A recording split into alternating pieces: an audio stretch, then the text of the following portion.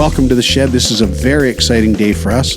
We have a great guest, special guest Lucy of, I think, Vancouver. KJ's daughter comes to join us today. Lots of fun coming there. Stay tuned, because here we go. All the new artists at the Grammys did a sequence of 8.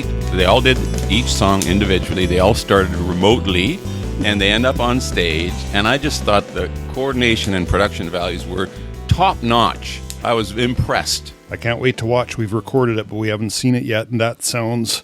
They did a little bit like that last year, too. Like different, but the idea was to get all the new artists out and showcase them. Yeah. Well, I mean, the only I've seen it in the Super Bowl. So what about that, Skinny? Super Bowl with Eminem starting in the bowels of the stadium someplace. You think that was recorded earlier? I don't know. I didn't watch or hear about the Super Bowl with Eminem. Yeah, but just... No, they do it live, Skin, if it's like last year. Okay. I didn't watch it at all. You gave up too easy on that one. You never watch award shows. It's not your thing. No, it is not. And I just, when he said it, I just thought, oh, like it sounds, whatever the audience gets to see live inside the building is probably pretty amazing just by itself. Like they spend such a pile of money on those things. But the part where the performers are out at various nearby locations but not on stage... But they're nearby enough that they can make their way on stage. They can walk within there a short time. Yep. Yes, and that's all being shown to the audience on big screens. Mm-hmm. Yeah. And no doubt there are dancers and backup singers on stage doing dancing and backup singing to the song that the performer is doing as they walk towards the stage. Mm-hmm. Sure. Yeah. But again, you can manage that, right? You get them to start singing. You say, okay, 2, 3, 1, go. And the guys on stage hear the music, and the guy in the parking lot hears the music, starts singing and doing his moves on the way up to the, you know, and then he just has to walk onto stage still in time with his or her music, right? Yeah. Okay, so that's cool, but I don't think it's logistically crazy, really. Oh. And then he brings up Eminem at the Super Bowl, and that's definitely... Well, okay, that might be different, a whole other kettle of fish. You know, he's right here in the room with you. Well, he's kind of checked out for the moment. He took a couple of pretty big body shots there. He's really had to leave the venue for a minute. I didn't know where to look. We should have started recording out on the sidewalk. I actually, just before you got here, I used my voice memo. Sorry, I'm boring you again. No, I'm just laughing. It's just so stupid. I'm sitting here thinking, why the hell am I so argumentative about stumps? Especially when I just don't care at all, right? Like, just say, oh, really? That sounds cool, and just call it a day, you know? Like, Skin goes conspiracy theory. No, right just I'm thinking, how would I do it if it were me and I was charged with that? What would I imagine the process to look like? That's all I was doing there. Right, but you're charged with the process of making sure that the complete performance is live. Yeah, and that would be a thing. Like, I can even imagine the guy singing live in the parking lot. It's probably easier for it to be live than to fake it being live. Yeah, because, because some of those seams, like when you cross from invisible to visible on the stage, if it's pre-recorded, that better be perfect. It better be absolutely perfect. Kill! Lucy. Good timing. Yeah. We needed to break up that we're here early conversation. just because we know we have a Celebrate on the way. Look at this. Even Buddy's excited. Well, mind you, not to take anything away, but Buddy's pretty much always excited. Haley got that same hat, I believe. Oh, yeah? Grandpa? Yeah. Wow. Yeah, nutty, eh? Really nutty. Yeah, ever since the kid was born, you've been talking more like Walter Brennan. Yeah, I'm going to start talking about diabetes pretty soon. How many episodes have you done? 2209 is 210 is coming out soon. Wow, that's right. Yeah. So lots. Holy, wow. Yeah, like I sometimes try to think, how many hours of us just going on and on is that? Yeah, It's free like- of 210 episodes, largely free of content. That's right. or you do the graph of redundant content, right? How many topics have been covered 5 or more times? That's up here, and then, it goes like that. Lucy, what's your middle initial? M. M. M. Not a J. Okay. In the shed with us here, we have Lucy M. McNulty. It's not for Maureen, is it? It's really not. It's just I've been, I've had a lifetime of grief associated with that name choice. Not naming any Haley names, of course, Oh, wow. but Yeah, she doesn't like her middle name. How about you? Do you like your middle name? Well, my parents, they wanted to do their own thing. So I got both. I got one of each. I'm Lucy McFarlane McNulty. Oh. In case you were wondering if I was Irish or Scottish. Right. Okay. And is that hyphenated? It's not. McFarlane is my middle name. Oh, okay. Gotcha. That's very We're cool. going to give her. Yeah. With the odd spelling, if I may say. Yes. Yep. Again, their own. trying to Me too. think what would happen even now. So if you named your girl McFarlane, is that a normal thing? Like for your first name, the name you're going to hear every day at Sure, kindergarten? and all that Mackenzie stuff? is a name. I guess. I've heard Mackenzie. There you go. I have never heard McFarlane. But it's that idea, right? But it Mackenzie. could be. It would be weird at first, and then next thing you know, it'd sound McKenna. normal, right? Yeah. Yeah, okay. Just wondered. Just thinking out loud there. You been to France lately, Lucy? I have been to France lately. Yep. I was there a couple months ago. What city? I went to Cannes. Oh, Cannes, don't you know? Yeah. Was it really 2 months ago? Fall there. Yeah. So is it called MIPCOM? yeah. Yeah. Now, we talked about it, and we pretended that we knew what we were talking about, This is a little bit of a buyer-seller marketplace, in a sense. Yes. Is that right? Yeah, there are many markets all over the world. I'm going to Berlin actually in a couple of weeks for the European film market. There's the American film market that happens every year in LA. But this is definitely a global market. It's huge, and you realize just how small Canada or even like the English speaking language is, it's massive. Yeah. So are you a seller? I am a seller. Yes. And is this existing material that you're selling, or is it ideas, new stories? Well, when I went, I tried to take as many meetings as I could. I was meeting with people discussing their projects, meeting with writer-directors that maybe have something that they're excited about. Also trying to get my projects moving. So whether that means like international production partners or broadcasters or distributors from other places. Yeah, So are you going to take our business cards with you this time? absolutely. Because And we'll do it. your dad let slip in a moment of unwise candor that you had an opportunity to name a good podcast, and somehow our name didn't just fly out of your mouth. I don't know what happened there. Oh, is this for it to develop into a TV show? All I heard was they asked if you knew any good podcasts. I think it was about existing IP, about how to adapt something into something commercially marketable. And I don't know how this translates into a television show, but I'm here to find out. Pitch it to me, Skin. Pitch it to me. It's funny. Well, 3 old guys, nothing better to do, talk so about some take this interest. whole scenario, add a laugh track, Yep. and little kind of music. Dun, dun, dun, Okay. dun, And then dun. so it's a sitcom. Tells us like a new scene. Yes, Okay. exactly. It's for sure a sitcom. Yeah, for Yeah. sure. And whenever we're discussing a topic and we wander off into some idiotic what if, then you can cut to a skit where that what if is actually happening out in the world. So you make it so like in here we're inadvertently directing what's happening in the world. I'm starting to see it. See? Yeah. It's pretty easy. Okay. Well, But, next time. first just take our business. He's the king of hand waving. And if you could just take care of that. I'm Yeah. going to start doing this pretty soon, like the Donald. I had another question too. Since we have you here, and we don't often get a chance to talk to celebrities, and your dad is here, and I, no pressure or anything, but which of your parents do you like better? Let's get to this. Nice. Because there's always a thing, right? Like there's these undercurrents, and in here we like to have open communication. Yes. We like people to feel safe. So I'm if feeling that right you- now. I'm definitely feeling that. All right, we didn't do that to Haley, so okay, fine. We'll let that one slide. No, but the MIPCOM thing really did. It was fascinating. I just had no idea. And you can imagine the transition from the old days of just actual parties to now it's more like, so the only equivalent he and I have ever experienced, you go to a conference where a vendor of a new database management system invites you to come and hear all about it.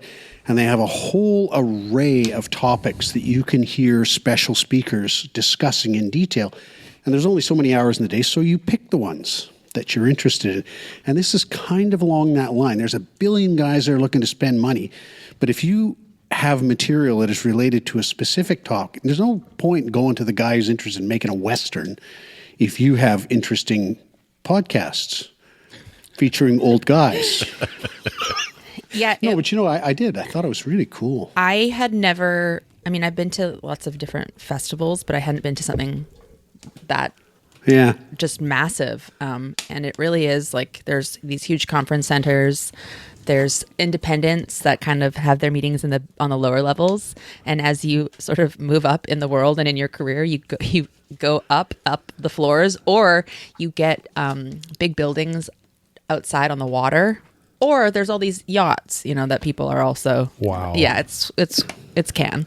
Which floors were you hanging out I on? was in the basement. I was in the basement, and I really made the most of it. Though I think I had like 40 meetings in 3 days, Wow. and yeah, it was great. There's big parties every night. Again, the bigger companies have huge real estate just on outside. They have security. And it's really interesting. So are the megacorps there like Netflix or? Oh yeah, YouTube, yeah. Wow. Yeah, they have their own things going on, and there's still the whole conference thing. There are lots of panels. There are seller and buyer showcases, which is really interesting. Did you see shiny, glossy people, like famous shiny, glossy people? Oh. No, It's all the behind the producers mostly and related roles. yeah. And you go and your name is on a list, so you can put your name down for any meeting. Like, how does it work? Canada has some really great incentives for this kind of thing. So I got money to attend from Creative BC, which is amazing. And then there's a whole Canadian pavilion. So Telefilm sets that up, and they all the Canadian companies, and the same for you go through. Oh, this is where all the Korean cinema is. This is the companies from India, and they're all kind of sectioned off like that. So Canada has a big floor. You can see everybody else who's there. You're of course in a directory. And then, there's also just different things that you can kind of set up. So if you want to do like kind of speed meeting and things like that. So of course I put myself out on those lists. And Tell that little story about you sitting someplace and somebody heard you talking about something. Oh, yeah. Well, without naming names, I was in the Canadian pavilion, and there was a little kind of coffee set up there.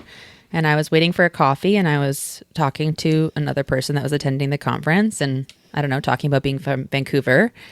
And this person was like, "Oh, you're from Vancouver? What do you do?" And I said, "I'm a producer." And he was like, "What are you doing in February? You want to produce the show for me?" And it turns out he, I don't want to get into it, but he's got a good position at a reputable company, and Well, you can't say the name of what his show was? No? no. Any of the stuff. Yeah. So there he is, and he's asking whether you can produce something for him? He basically offered me a job. Awesome. Yeah, very funny. See, and Is that sealed already, or is that up in the air still? No, I'm going to be going to Toronto for a few months to do a different couple of things, so it's Okay. going to conflict, unfortunately. Okay. Oh, that's too bad. Wasn't it?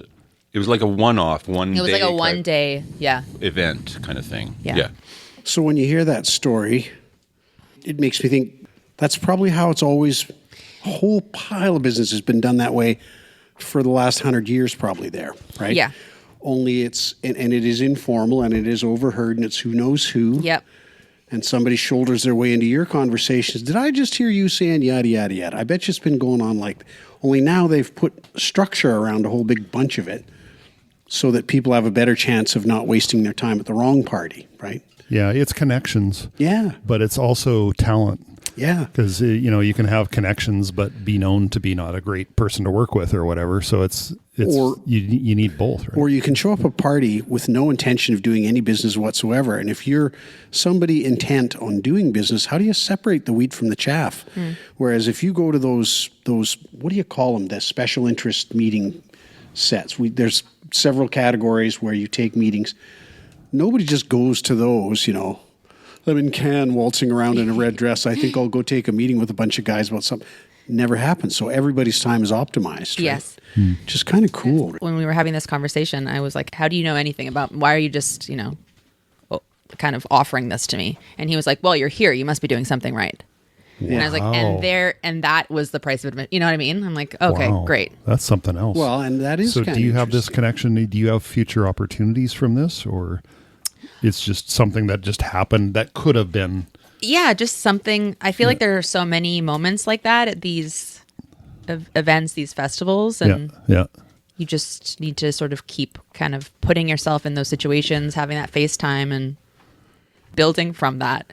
You probably picked up a whole bunch of pointers that you didn't get before about how people do things. Here are ways to approach the steps I need to take to advance my projects. You probably learned a bunch of stuff like that too. For sure. And I feel like as a Canadian producer, and like I went to the Canadian Film Center, and so everything you learn about financing a project is all about how you do that in Canada. And Canada has very different rules than anywhere else. And it's very different. As much as we are similar to the United States, our system is very, very different. And so going to these markets and then meeting other American producers who, they're talking about a project and they go, oh, well, what's your budget? And you say it's, $3 million. They go, oh, $3 million? I can just finance that, which is very different than how we do it here, which is, okay, you have to plan out years in advance to apply to all the funds, and you get your regional funds, you get your national funds, you probably reinvest all your fees. Yeah. Wow. So you can imagine being asked at some future point by some person, you got any experience doing this in France? You got any experience doing this in some other country? And you can say, no, not directly, but I know people who've done it. I talk to guys that do it. I understand that's quite, you get to say that at least now to indicate that you do have some understanding, even if you haven't done it directly yourself. Not a total. Yeah, and all of these, rookie. I feel like all of these markets, so I'm going to the European film market in a couple of weeks, and I have a project that is very early stages, but it takes place in Egypt. But Canada doesn't have a treaty with Egypt to film, so I would want to set it up with either Morocco or Jordan. And I was looking at the European film market website, and luckily it's like spotlight on Morocco. So all of these Moroccan producers who have been hand selected for their projects are pitching. So I have reached out to them to see about, who might be interested in partnering on this project. It's very early stages, but I think being there, you're way more likely to get those meetings than kind of just cold calling people. And so this is why when we watch a movie, we see about 8 different production companies in the first 2 minutes before the show starts. Huh? Those first 10 minutes that you just skip by. Well, I don't skip them. I watch 80 them. billion media. We actually place bets on the number of production companies. Seriously. have you seen Triangle of Sadness? No, I have not. Well, that is definitely something to look at in terms of watch the film. It's great, but there are sort of multiple different storylines, and you can see that they take place. It's on a super yacht. So the way that people make their production treaties has to do with obviously like where you're filming, who your creatives are, what does it work with your story, and there are so many partners in that.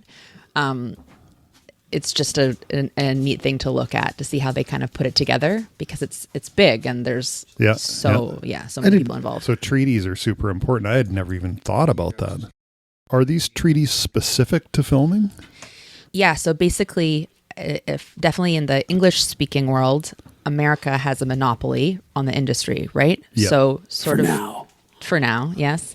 Well, and so Canada, since our money is coming from the government, we have different rules and regulations to keep our Canadian content what it is. If they're going to give you money, you got to have so much content. Yes. And so there's a whole point system, but the treaties, Canada has treaties with many countries all over the world, and it's all about sort of keeping America out and lots of other countries. Well, I guess that makes sense because each country would be looking to develop the industry in their country, and you can't have the gorilla in the room and have your own stuff thrive at all ever. Yeah, right now there's a lot of people co-producing with Ireland. Oh, hello. Speaking of gorillas, that's Buddy lunging at the door. Oh, really? He's outside now. Yeah. Okay.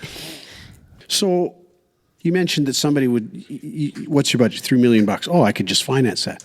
How often have you dreamt of not having to go through an 83 application process to get grants from 26 bodies in Canada that have control of money? We're very privileged to have the support that Canada offers. Yes. But it is definitely one way of doing it. And the people that don't necessarily have to do things in that way, I think there is, things move quicker sometimes, you know? Go ahead. No, go for it. I was just going to ask you if you, like at this end of the age spectrum, I get all cynical. I know. You don't think that. You think I'm still a flower child. But I would guess that you must cynically reflect every now and then on the amount of money that is dedicated to, call it the arts, and how much of that actually gets to artists and how much is consumed by the administrators of that money. Like if you got 20 organizations handing out money and you have to apply to all 20, there's people who receive those applications, manage that money, yada, yada, yada. Could you not just put it all in one big pot and have a more streamlined process to draw from it? I wonder. No, nothing? I think that's interesting. I think that there's many... but no chance. No, it's funny that, there's lots of criticism about some of these bodies, but I have not heard that too much money goes to the administrators. Okay. I think it's I think there's other things that are sort of more top of mind. Just in terms of look, nobody listens to this podcast. Go ahead. like fairness. Is it the people that are getting it? Do they get it again and again? How do we hear new voices? But I was thinking the advantage of all those small funds would be that really small guys that need, $90,000. I don't need 10 million. I need 90,000. Yeah. If you're competing with the guys who need 10 million, you're probably never going to see the light of day. Whereas if you're going to the, lower Yukon regional collective charity, you got a shot. Yeah, and there's, I've heard lots of feedback or criticism about why don't we run it more like a studio so that people are funding projects that are more commercial and are going to make a lot of money to feed the pot instead of making, a bunch of sort of cultural pieces. There's people, everybody has an opinion. You know where that's going, right? Yeah. You just know that's going to, I don't want to only ever see comic book adventures for the whole rest of my life. Well, exactly. And that's going to be the answer to why don't we purely look at commercially viable projects. Yeah, so I think the way that they do things, I think there's been a lot of work and a lot of research and a lot of thought into how to distribute this in a way that is fair and reflects the diversity and the geography of the country. It's complicated. It's really complicated. But we have it, and a lot of people don't. So how did you get into the production business? When did you were an actor? I don't know that I am. Well, okay. Okay. Yeah. That's fair. Well, how did you get interested in it? I was an actor, and I was just always somebody that liked to keep moving and doing things, and I was always doing everything I could to make the acting thing happen, and it just wasn't really. I always was in multiple classes, and I would, do the projects and help my friends on their projects. And then I started writing, and when COVID happened, I had been developing a feature film, and then I was like, you know what, let's just do it. Let's just figure it out. So we adapted it into a short film. I didn't know anything about anything. I just kind of figured it out. I ended up, raising the money privately. And then after we shot it, we got a sponsorship deal with the Canadian Down Syndrome Society. Our lead actor is this incredible actor named Aaron Waddingham. He has Down syndrome. And the film is called Chicken. And we got to travel with it all over the world. And it was celebrated for telling a human story that just happened to include Down syndrome. And making that film sort of just really changed things for me. It showed me like how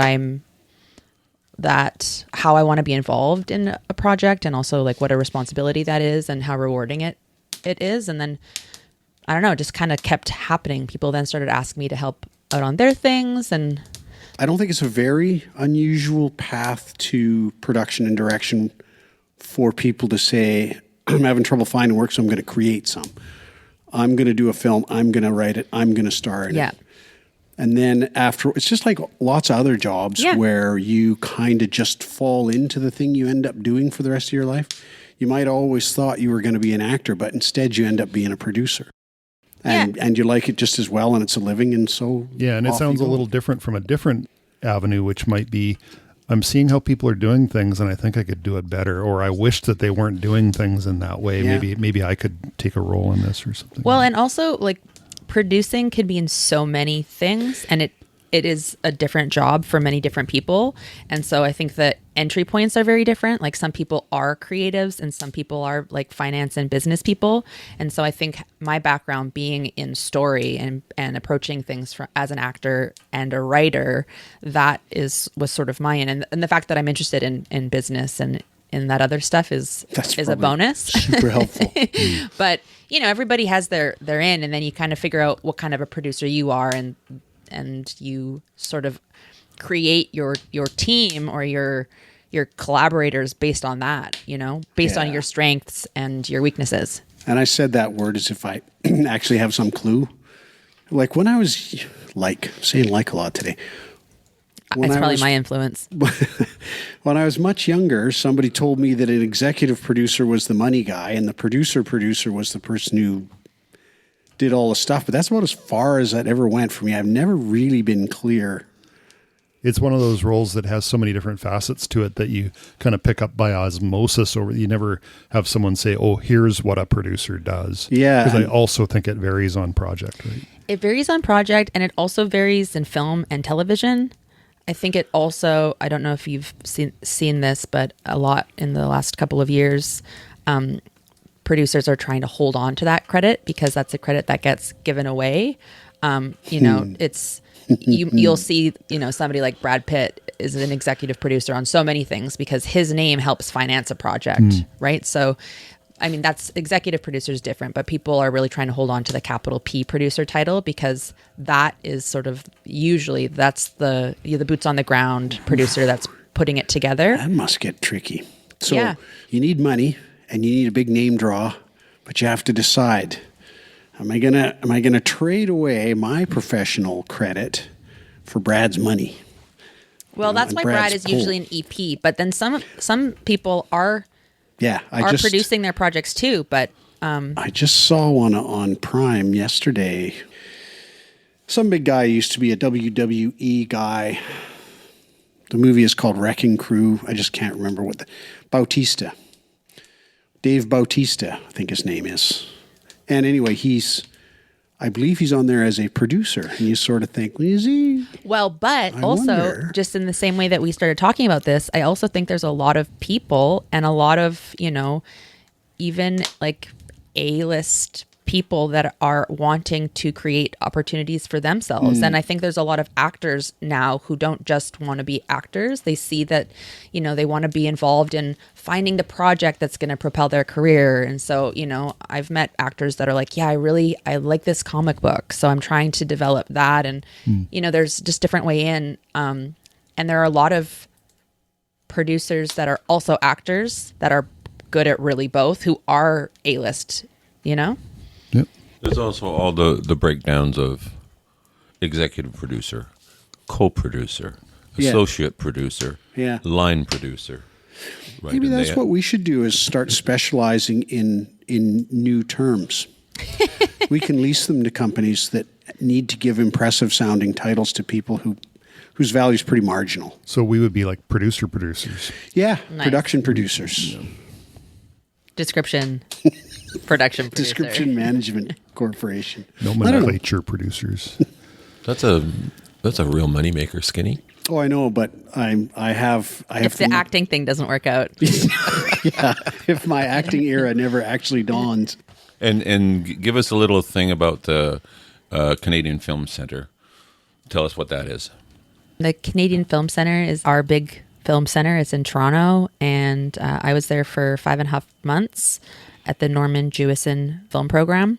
So there were 19 people selected from across the country. There were producers, editors, directors, and writers, 4 to 5 in each program. And yeah, you're there in this, intensive, and you go through production. So for the producers, the first little bit is working on projects and developing a feature and a series.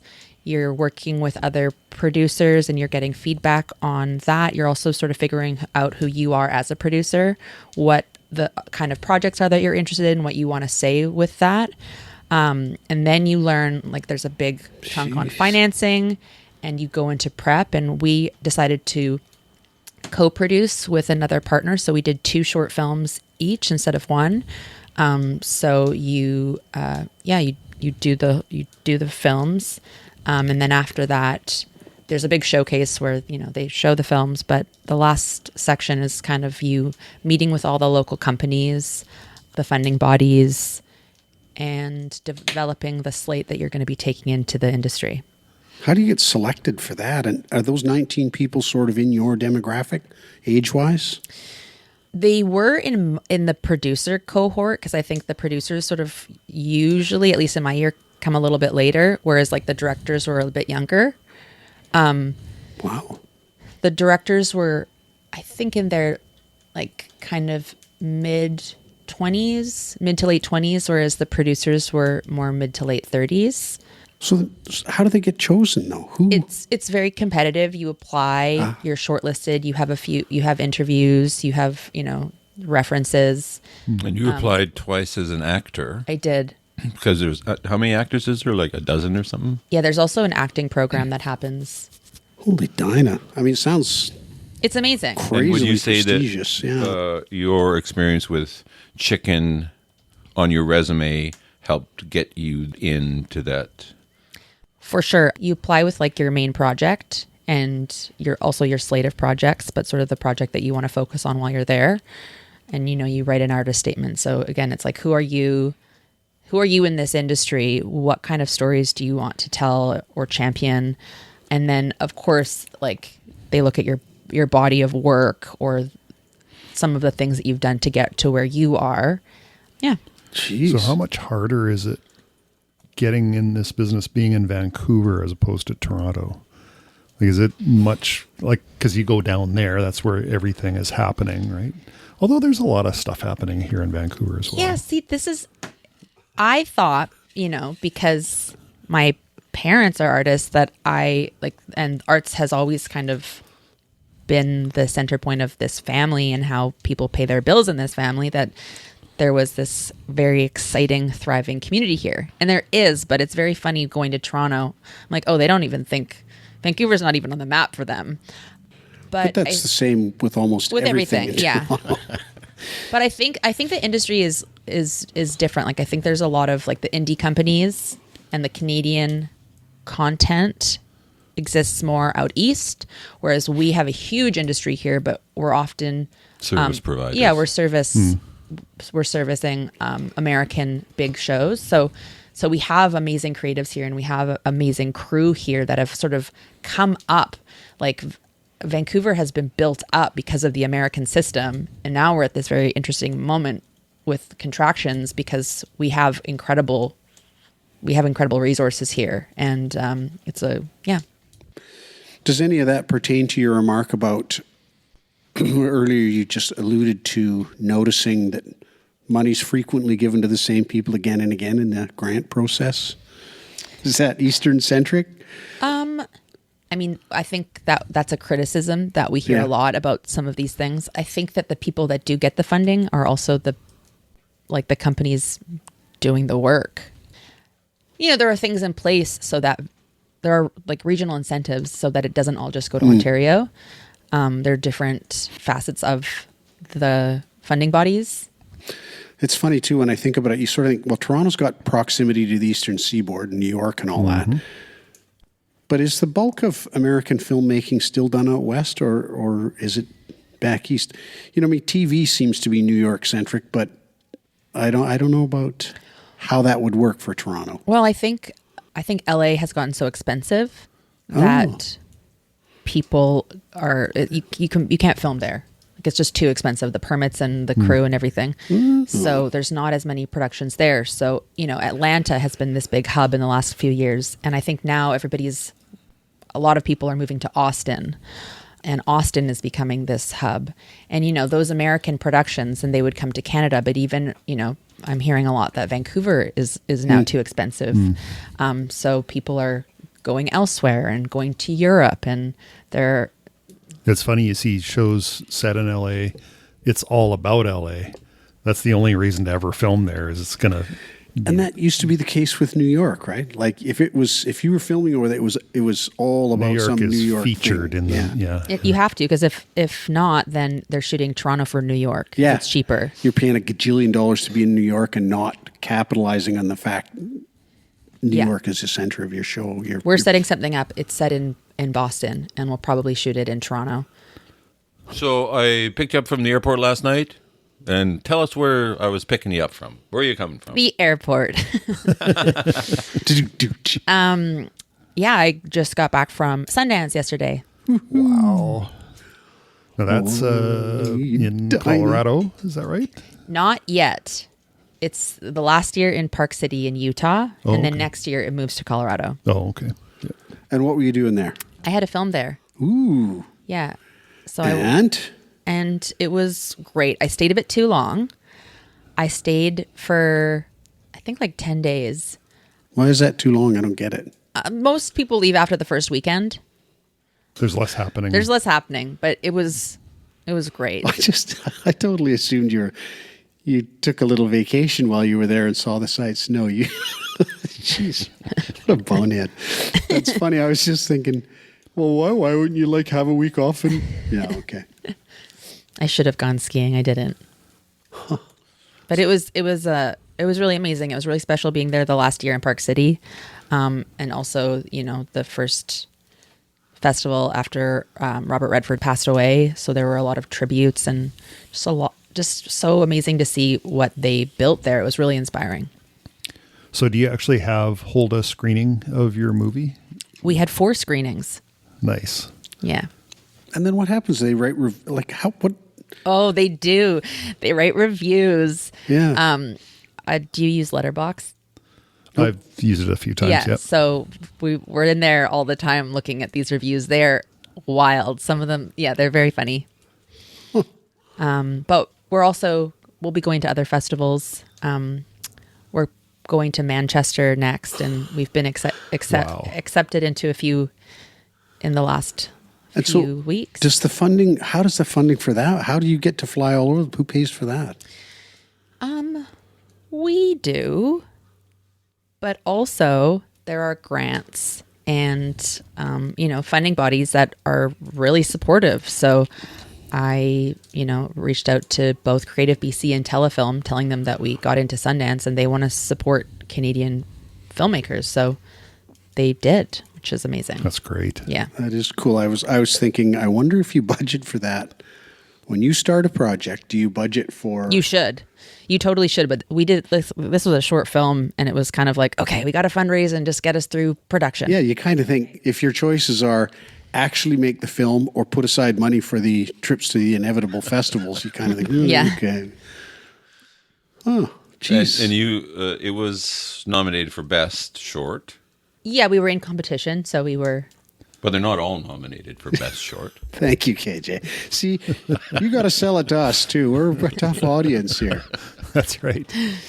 Our deep funding pockets here. If you hadn't said that, I was kind of thinking, well, what do you just volunteered? No, you got to be there for a reason other than Robert Redford's tributes. Like you gotta. And were just a quick word on the reviews? Were they thumbs up, thumbs down, just all over the place? Yeah. Okay. A lot of really positive reviews. A couple.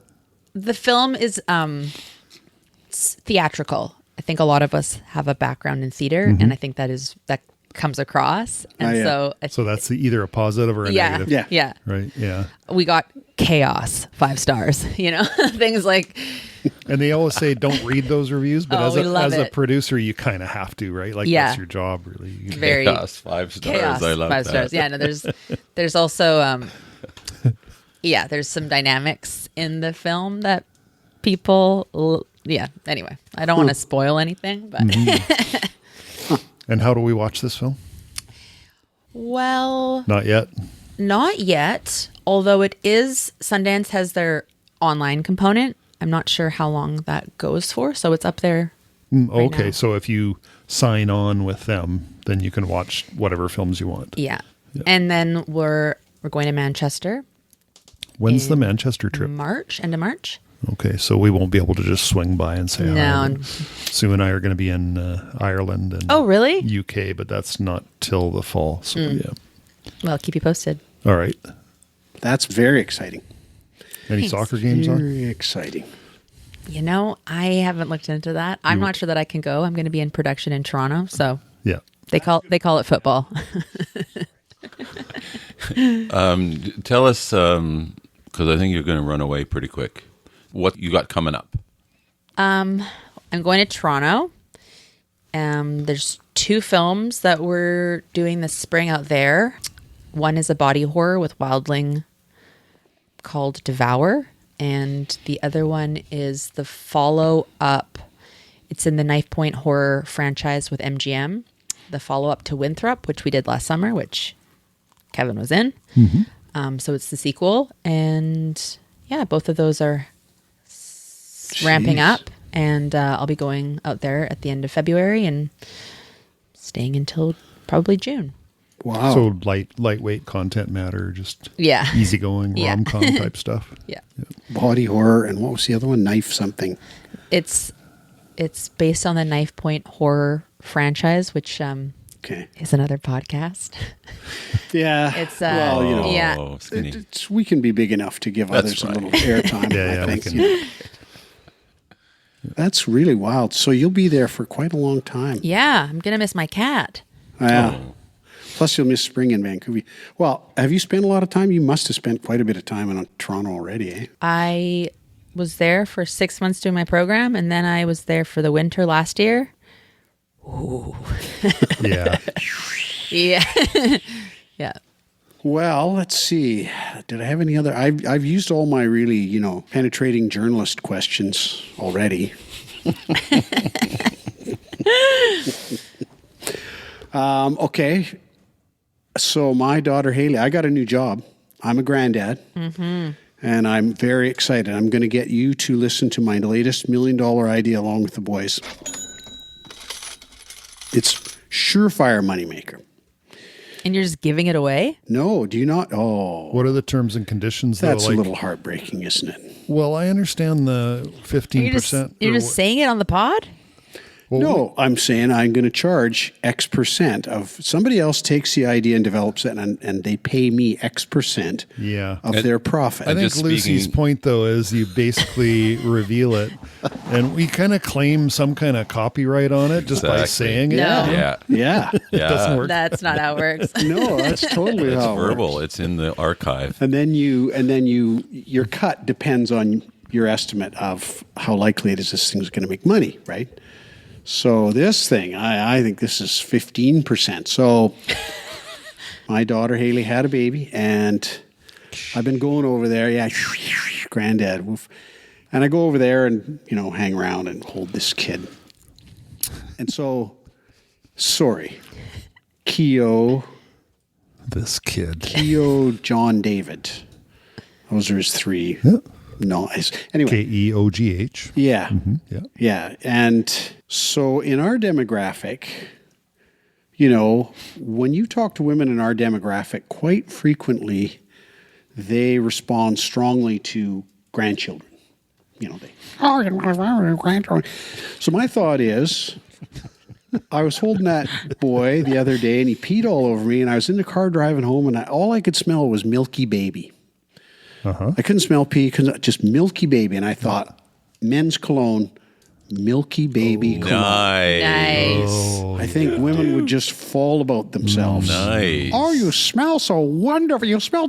And it wouldn't go all sour the way real milky baby goes, But they would want to take care of you. Oh, it'd be right? awesome. I mean... Can I make you a sandwich? So there. What do you think? Will I make money? Oh, wow. That's an idea. I tell you. I can't believe you just gave it away. Yeah, that's right.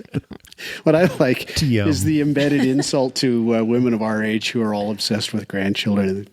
Just ridiculous. But it's a great smell. And it does really persist. Holy smokes. Like it just stays in your clothes for the longest time. And there you go. Honestly, this is really good for the adaptation of the shed dogs. Yeah. Yeah, this right here. Well, that's what we got. Go through the archives. Have your people go through the archives, I should say. There's a ton of gold in there. So have you ever had an opportunity to say, I'll have my people talk to yours? It just doesn't really happen in real life, does it? Damn it. Unless you're a super big star or something. Okay, we dare you collectively. I bet you have. No. No, I bet you it's gone. Oh, there's a guy that works with us. His name is Dave. I'll give you Dave's number. That's You a call him about guarded where he answer. got the equipment. I think you've actually used that line before. I'm trying to You just didn't want to fess up to I'm it. trying to remember. I don't know. I feel like as an actor, you're fed so many lines, and you can really take anything after that. So I'm like, I don't know. I probably have. If I did, it's not personal. I think that should rank as an achievement somewhere in your professional path. If you get to the point in your professional life, almost in any walk, where you get to say, talk to my people about it, you've clearly arrived at some threshold of wonderfulness that most of us don't ever achieve. So you should aim for that. Actually, we dare you collectively to use that in the next... My people here? No, yeah. My people. We'll be your people. I have my people. Actually, here's We their might card. cause you That's what more you, problems than that solves. that's what you say. Here's their card, because you'll have our card by then. I and You'll will. be giving it out left to right. And you'll have a card by then. No, we got have cards. cards, so got them yeah. in my wallet right now. Oh, come on, fish it out. Yeah, let's. Okay. Have your people call my people. Here's the card. It's the idea that the guys you're working with are so insignificant you don't know their names. It's their whole job is to just do whatever you want. Do you want a bunch or just one? Let's see. Oh yeah, I've got one of these. We need a QR code on this side. You're right. Take you right to it. Nice. This? What am I going to do? Nice. Google you? So right. No, yeah. you need a QR Or code. I mean, our website's probably printed on there, but then you'd have to type it, right? Yeah, no. That is fun. When did you get those made? About 2018? Probably. Yeah, eh? within 6 months of us starting. I think. So QR was relatively... No, it was well established. Was it? Yeah. Yeah. Well, why the hell just- isn't it it on did there? not occur to me at all until now. Until I heard it. It's a great idea. So we've revealed our batch. underlying fossil. I mean, the concept of a business card is a little bit questionable to start with. But I think once you have a QR code on it, you feel kind of modern. Yeah. There you go. Yeah, but these days, don't people just pick up their phone and say, Siri or Chat GPT, take me to the sheddogs.ca? I hope so.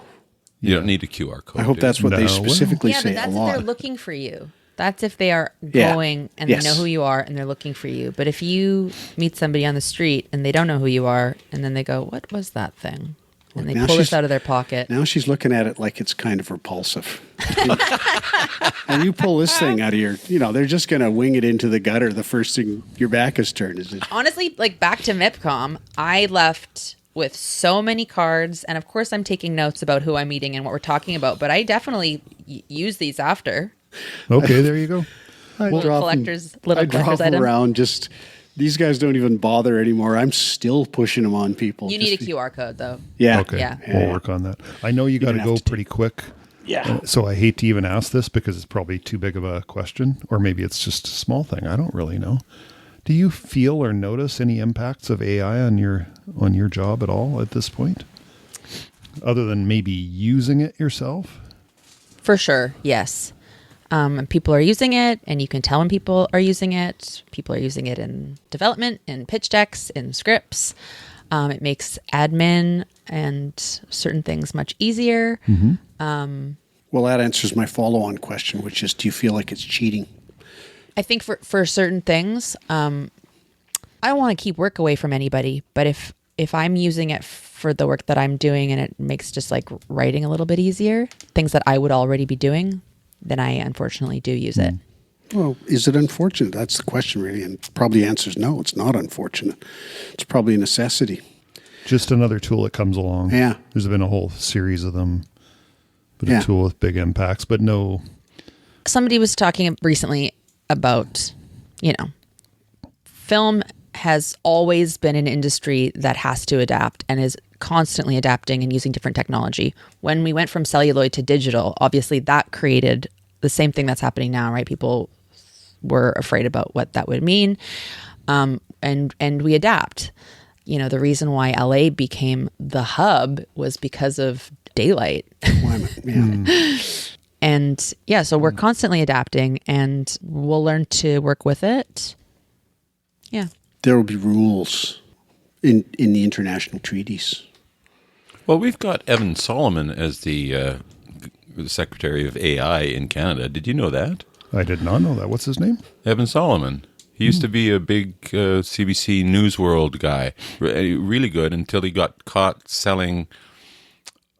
He was kind of a broker for big art.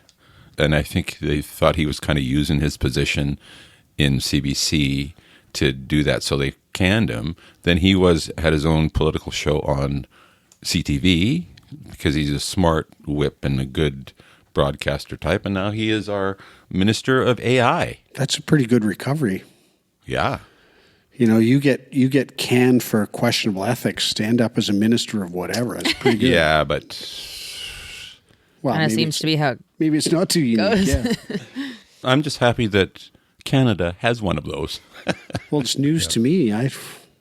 Yeah, what's he? He's in meetings. I know he's in meetings. With what? AI generated. Well, they're trying to avatars, They're like- trying to make the rules, right? Yeah, which good luck. We Exactly. talk about those international treaties. I've said it as a joke, but you can imagine that there might be situations where countries don't want the production that they're going to collaborate with you on to include AI generated product, right? Oh, yeah, Because yeah, yeah. they want to support their homegrown da. Like you just, Oh yeah, there's a lot of murky ground out a there. lot I of bet. complexities. Moving fast right now, though. Yep. Like all of a sudden you're going, hey, this thing works. And the next thing you know, you're just using it. I'm hitting that bot about 8 times a day, it seems. Well, shout out to Haley. She leaned on me for months and months and months. She worked me over pretty avidly for a long time. Why aren't you using, And then so I finally loaded the thing in. It's just awesome. It's really good. So, Lucy, when you get written materials from other people, what's your key tip off that they've been using too much AI? M dash. Yep. 1000%.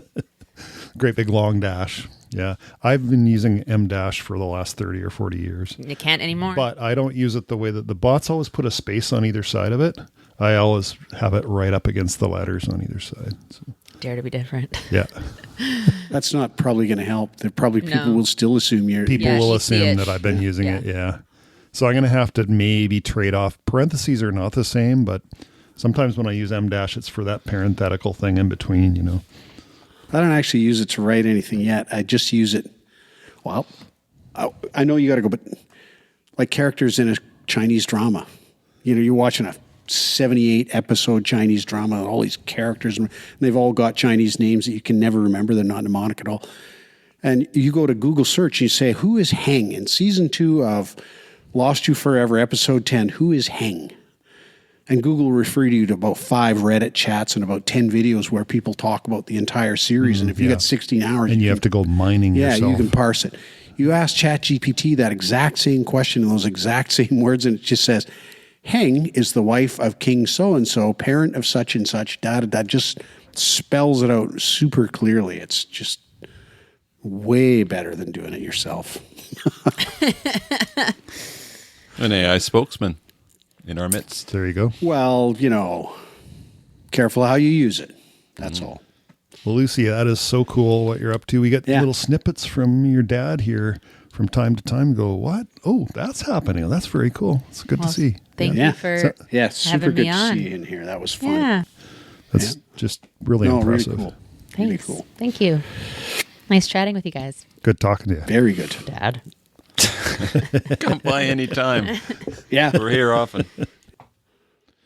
Just a side note, I ran into a Windsor House mom the other day, and we were talking about Lucy, because I hadn't seen this woman for quite some time, who I really love. And Lucy's going crazy. She's doing all this. And she said, well, it makes perfect sense, because in Windsor House, she was an organizer and a people person. And that's sort of what you need if you want to, if you're doing it on your own, like her chicken project, the multitasking that would have to go on, right? Because you'd be in charge of like everything if it's your little movie. For sure. Yeah. So anyway. Yeah. And being a people person, otherwise people aren't going to give you the time of day, right? Yeah. She's got her LA ball cap on. She just looks like a producer to me. Yeah. Well, Haley just got one of those caps just the other day. I think it might even be the same color. That's the Dodgers, right? Yeah. There, we're done. Now you know. You've got the inside view. We've given you some information before from KJ, and now his daughter is feeding us insight into the complex world of movie and theater and stuff. It's really great. So, write us notes to say how much you love that.